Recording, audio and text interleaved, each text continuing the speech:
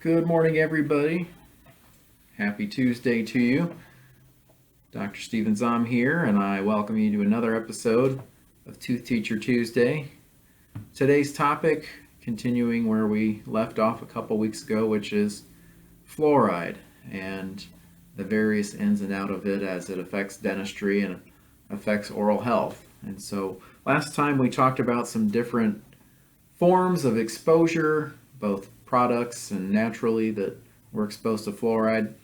Today I want to talk about the nitty-gritty elephant in the room around fluoride, which is whether or not it's toxic.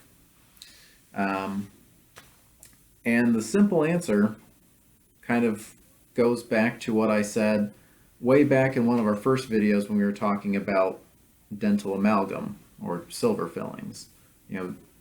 Both amalgam and fluoride have gotten a bad rap over the years, both of them being accused of being toxic to the body.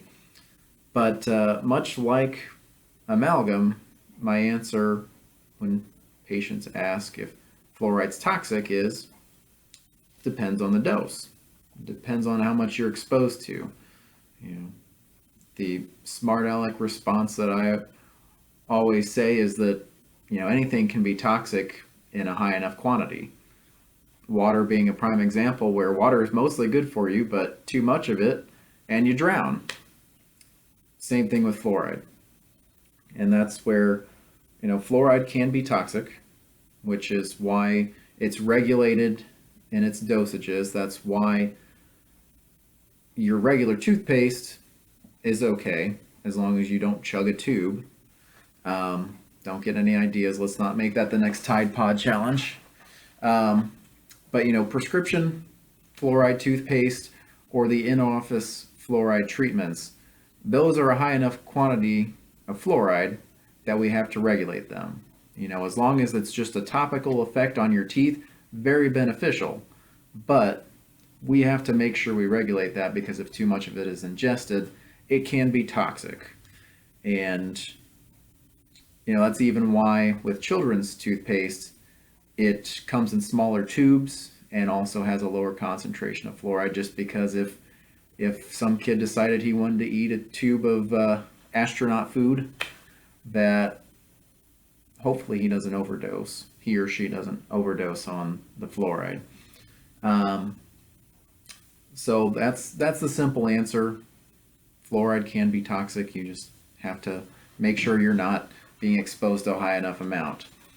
In the event that you suspect someone has ingested too much fluoride, typically the most common symptom is, let's say that your little child just downed a whole bottle of toothpaste. Typically the most common symptom that they've overdosed on fluoride is they're going to start vomiting on their own. If not, you should try to induce vomiting. And if you're unable to, best thing you can do is have them drink some milk. That kind of offsets the fluoride. But then, of course, call poison control and, follow their directions as recommended. Typically that's going to be taking them to the ER.